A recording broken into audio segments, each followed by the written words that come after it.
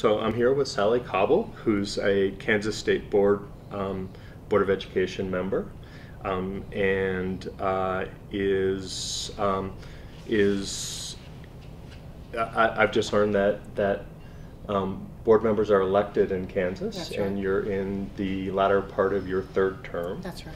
And so you've had some experience in working on state policy issues.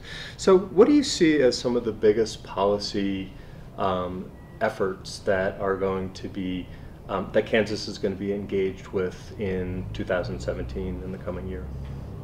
Well, we're all lining ourselves around the new Secondary and Education Act, of course, that the federal government has come through. But John, I'd like to share to you that in the state of Kansas, our state school board is a little unique compared to other states because the Constitution gives us the right to make decisions and we don't have to go to the legislature or the governor to have them approved.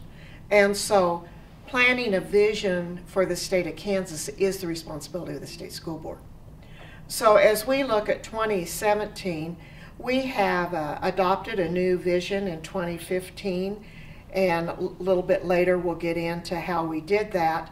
But what we are trying to stay on track is not to have the outside world, you might say, come in and draw our attention away from our focus and in what we're trying to do for the students of Kansas. So everything that's going around federally, if we can not let that move us one way or another, I think that's going to probably be, for the state of Kansas, the big issue.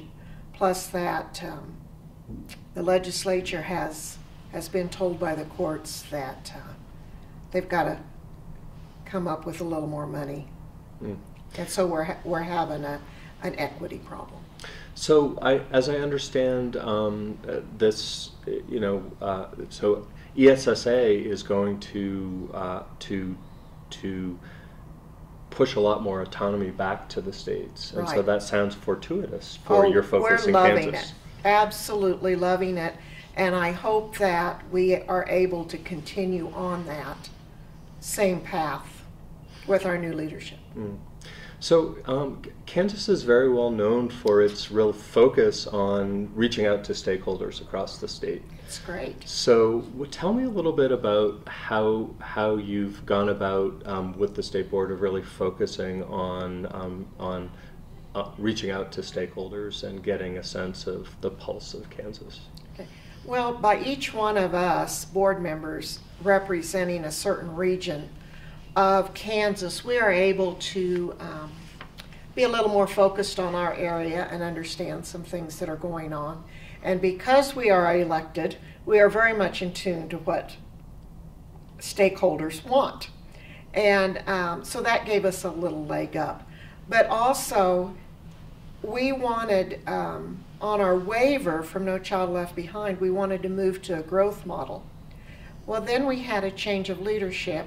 We hired a new commissioner, and he said, let's go out there and talk to these stakeholders to make sure we're going in the right direction.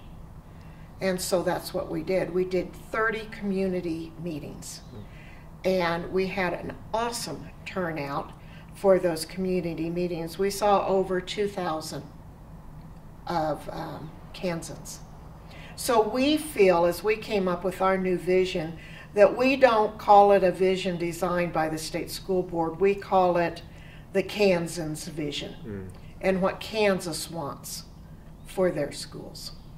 And we were very pleased by how many people we had turn out. Our commissioner, our associate commissioner, and each one of us board members, when it was in our area, we all attended these. And so we got to hear and see what the people were actually saying, could make the interpretations, we could ask them questions. Is this what you meant, or is this what you meant? And it was a great time in Kansas. So you probably put a lot of tread on your tires and getting out. Oh, many thousands of miles. Then K-State University took all of our findings, put it together for us, and distributed out to us the findings. which was very interesting. So what are some of the things that shone through all those conversations? Oh, our 3 questions were rather unique, because one of the questions was as simple as saying, what do you consider a 23-year-old person? What would you define them as being successful? That's a hard question. Well, you know, many of them wrote them not living in my basement, you know, and being employable, being good citizens. And it was really interesting. We looked at the first set that came back, and we didn't have as much business and industry we wanted. So we went back out again and got the Chamber of Commerce more involved to get them more businesses to the table than what we wanted. So we would have a bigger pool of people. The first group came out saying 23% of K-12's responsibility as academics, 73% they believe should be in employable skills, which I think there's not very many educators that, I think we all believe that maybe No Child Left Behind. We knew that it accented on maybe reading and math a little hard, but we didn't realize that we were so totally academic that we were forgetting there's other things in learning. And so it very much told us that. The other thing it very much told us was that our employees said to us, you know, they know their math facts. They can add and subtract. They can multiply and divide, but they don't know when to use it. And so being able to use those skills was very high on the list also. So what would you, you've gone through this process, and it sounds like you've learned a tremendous amount about both how to structure a process, how to ask great questions, how to synthesize the information that you discover.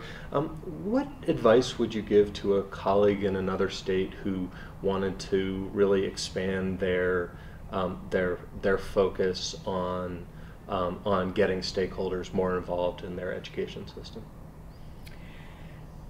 Well, in the state of Kansas, we have local control. So we have local school boards also. So when we went to get people involved, we relied very heavily on the superintendent of schools in that area and the chairman of the school boards. And we let them know very specifically that we were wanting people from all parts of the community so we could write a new vision for the state of Kansas. I think your mission to who you want to come has to be very direct, and it can't be just another meeting. And it can't be a meeting where they think that they're going to come and you're going to talk to them. You need to make sure that they understand that their importance at that meeting is vital, and their opinion is going to matter. And that takes time, and that takes a lot of groundwork on the local level. And we relied heavily on the local superintendents and boards to get the right people to the town. They're the ones that know who the chamber and the commerce and the needs in their community. And we relied very highly on those people. What advice would you give to researchers who want to become more involved and have their work be considered in the policy process? Quit writing us long paragraphs and pages and pages.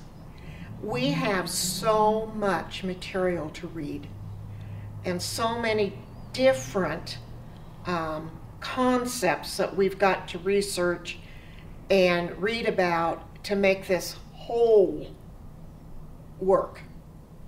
That bullet your presentations.